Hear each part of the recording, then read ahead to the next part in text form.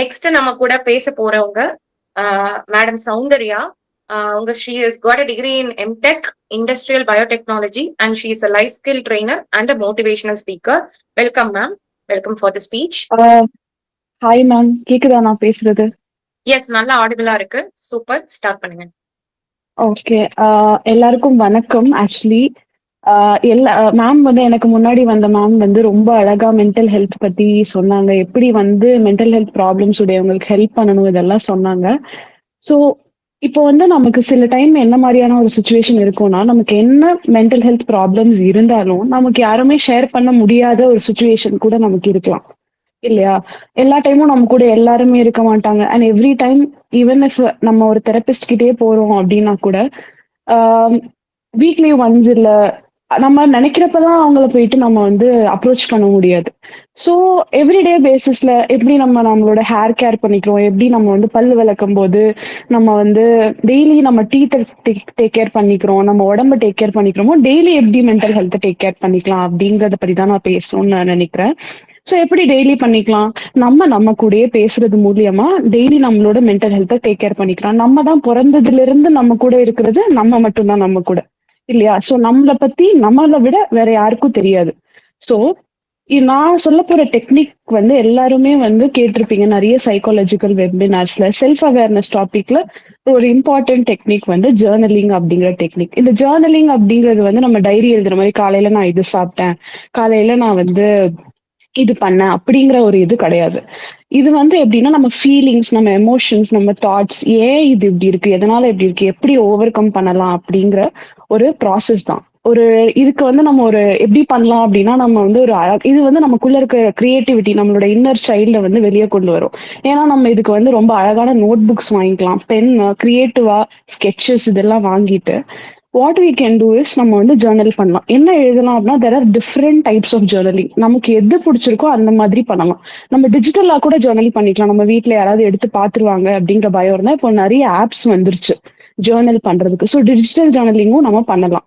இல்ல நான் வந்து ட்ரெடிஷனல் முறையில எனக்கு எழுத ரொம்ப பிடிக்கும் அப்படிங்கிற பட்சத்துல எழுதலாம். எழுதுறதுல ஒரு பெரிய அட்வான்டேஜ் என்ன அப்படின்னா, நம்ம எழுதும் போது நமக்கு சின்ன வயசுல எல்லாம் நம்ம திருக்குறளோ இது ஏதோ ஒரு கேள்வி பதிலும் நம்ம எழுதி ப்ராக்டிஸ் பண்ணியிருப்போம். அப்படி ப்ராக்டிஸ் பண்றப்ப நமக்கு வந்து அது 2 டைம் 3 டைம் எழுதும்போது அது பதிவாயிடும். ஃபார் எக்ஸாம்பிள் இப்போ நான் சேடா இருக்கேன்னு வச்சுக்கலாம். ஸோ என் வாழ்க்கையில நான் எதிர்பார்த்த விஷயம் ஏதோ ஒண்ணு நடக்கல, அதனால நான் ரொம்ப சேடா இருக்கேன். ஸோ இன்னைக்கு என்னோட எமோஷன் என்ன அப்படிங்கிறத நான் எழுதிக்கிறேன். ஏன் இந்த எமோஷன் எனக்கு வருது அப்படிங்கிற ரீசனை எழுதிக்கிறேன். ஓகே, எனக்கு இந்த மாதிரி எனக்கு வர வேண்டிய இடத்துல ரிசல்ட் வராததுனால நான் இப்படி இருக்கேன் அப்படிங்கிறத நான் எழுதிக்கலாம். இப்போ நான் என்கிட்டயே கொஸ்டின் பண்ணிக்கலாம். அந்த எழுதும்போது நம்ம ஒரு கைண்ட் ஆஃப் வெண்ட் அவுட்டும் பண்றோம். இப்போ ஒருத்தர்கிட்ட பேசுனா பாதி பேசினாலே தெரப்பிலையும் நம்ம பேசதான் செய்யறோம். பாதி பேசுறப்பே நமக்கு என்ன சொல்லி கொடுத்துருக்காங்க, 50% நமக்கு பாரம் இறங்கிரும். ஸோ நம்ம வந்து நம்ம கிட்டே பேசுறோம். So we can write down. இது எப்படி எழுதும் போது வி போர் அவுட் பண்ணிடுவோம். நெக்ஸ்ட் வந்து நம்ம கிட்ட நம்மளே கேட்கலாம். அப்படி நம்ம ஒரு இடத்துல எழுதும் போது நீங்க ஒரு தனிமையான இடத்துல ஒரு லைட் மியூசிக் போட்டுட்டு கூட எழுதலாம். ஸோ நீங்க என்ன கேட்கலாம் அப்படின்னா, what you can do about it அப்படின்னு சொல்லிட்டு, ஓகே இப்போ நான் வந்து சேடா இருக்கேன், இதற்கு நான் என்ன பண்ணலாம் அப்படின்னு சொல்லி நானே என்கிட்ட சஜஷன்ஸ் கேட்டுக்கலாம். இது மூலியமா என்னால எவ்வளவு ப்ராப்ளம்ஸ், சின்ன சின்ன ப்ராப்ளம்ஸ் என்னால சால்வ் பண்ணிக்க முடியுமோ சால்வ் பண்ணிக்கலாம். இப்போ நான் யோசிக்கும் போது இதெல்லாம் தோணாதா அப்படின்னு ஒரு கேள்வி வரும். யோசிக்கும் போது பல விஷயங்கள், பல எமோஷன்ஸை ஒரே டைம்ல நம்ம வந்து யோசிக்கிறோம். இப்போ நம்ம எழுதும் போது ஃபோக்கஸ்டா நம்ம எழுதும் போது ஒரு சீரா நம்ம வந்து அந்த ஃபீலிங்ஸை எக்ஸ்பிரஸ் பண்ணுவோம். ஸோ நமக்கு ஒரு கிளாரிட்டி கிடைக்கும் இது மூலியமா. ஸோ நான் ஸ்டார்டிங்ல சொன்ன மாதிரி டிஃப்ரெண்ட் டைப்ஸ் ஆஃப் ஜேர்னலிங் இருக்கு.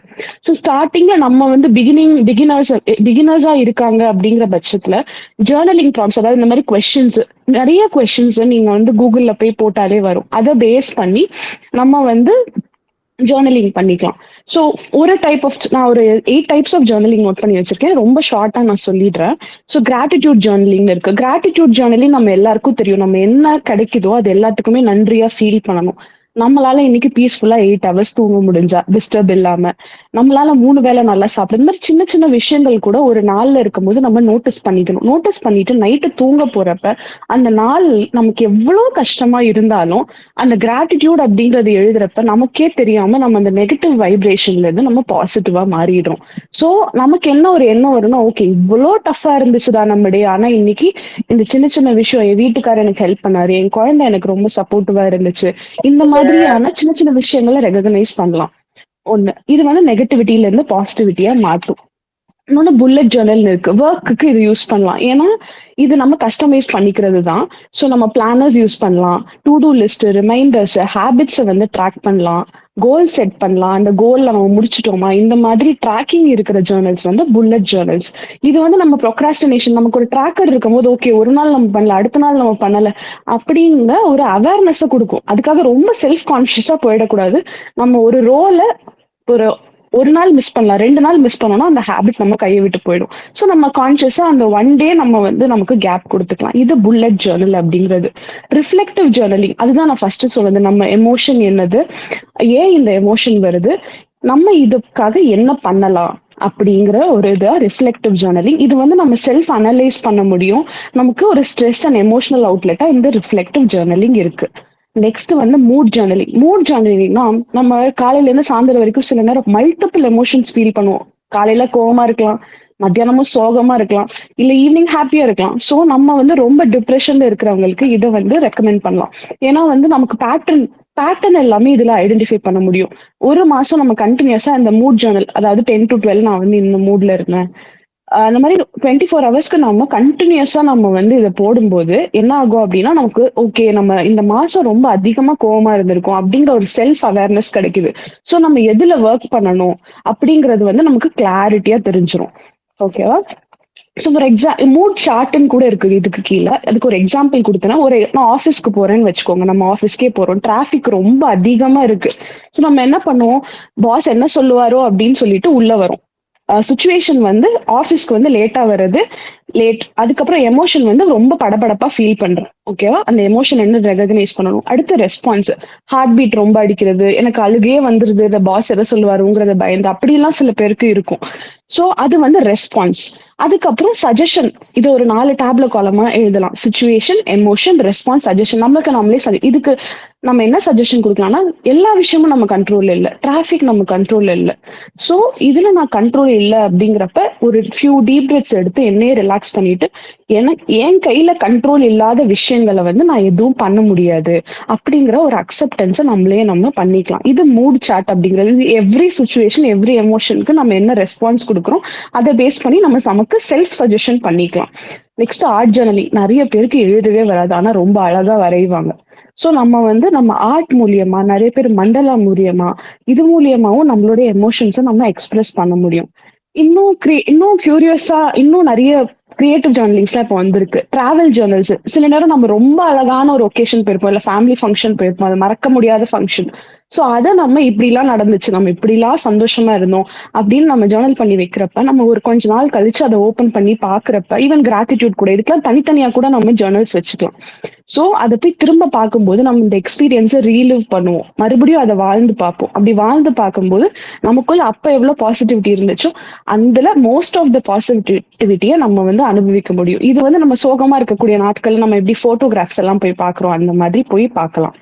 இப்போ பிரேயர் ஜேர்னலிங் கூட, நம்ம ரொம்ப பிரேயர், நம்ம வந்து சாமி மேல ரொம்ப, கடவுள் மேல ரொம்ப பிரார்த்தனை பண்ணும்போது, சோ நான் இன்னைக்கு இப்படி பிரார்த்தனை பண்ணேன், இன்னைக்கு நான் வந்து ப்ரேயர் பண்ணும்போது எனக்கு இந்த மாதிரி எக்ஸ்பீரியன்ஸ் இருந்துச்சு, எனக்கு என்னோட ப்ரேயர்ஸ் இப்படி எல்லாம் ஆன்சர் பண்ணப்பட்டிருக்கு அப்படின்னு சொல்லி அதை எழுதும் போதும் நம்ம ரொம்ப கிரேட்ஃபுல்லா ஃபீல் பண்ணுவோம். ஸோ இதுதான் few types of journaling I wanted to say.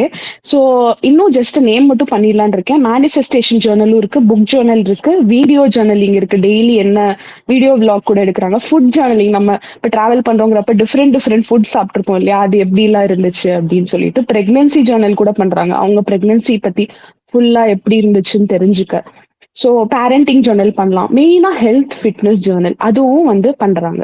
So இதெல்லாம் வந்து செல்ஃப் கான்சியஸ்னஸ், செல்ஃப் அவேர்னஸ் நமக்குள்ள நிறைய கூட்டுது.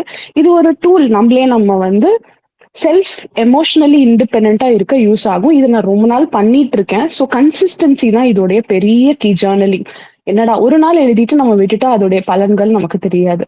ஸோ இதுல வந்து நான் சொன்னதுல வந்து நீங்க மிக்ஸ் கூட பண்ணிக்கலாம். ஆனா ஒர்க்குக்கு புல்லட் ஜேர்னல் யூஸ் பண்ணிக்கலாம், உங்க எமோஷன்ஸ்க்கு ரிஃப்ளெக்டிவ் யூஸ் பண்ணிக்கலாம். கிராட்டிடியூட் வந்து டெய்லி எழுதுறது, it's the highest form of vibration. So அந்த வைப்ரேஷன் ஃப்ரீக்வன்சில நம்ம ஆப்ரேட் பண்ணும்போது நமக்கு நம்ம அந்த மாதிரியான விஷயங்களை அட்ராக்ட் பண்ணுவோம். ஸோ எல்லாரும் ஜேர்னலிங் பண்ணலாம், நம்மள நாமளே சந்தோஷமா வச்சுக்கலாம். Thank you all. யூசுப் சருக்கு ரொம்ப ரொம்ப தேங்க்ஸ். கன்ஃபார்மிட்டி இன்ஸ்டியூட்டுக்கு ரொம்ப ரொம்ப தேங்க்ஸ். அட்மின் ரொம்ப நல்லா ஆர்கனைஸ் பண்ணாங்க. ரொம்ப ரொம்ப thank you. Thank you Soundarya madam. Very nice explanation, very nice information. ஒரு கவுன்சிலிங் செஷனே அட்டன் பண்ண ஃபீல் வந்தது எங்களுக்கு. ரொம்ப நைஸ் இன்ஃபர்மேஷன் கொடுத்துருக்கீங்க. Keep going like this. All the best for your future. Thank you.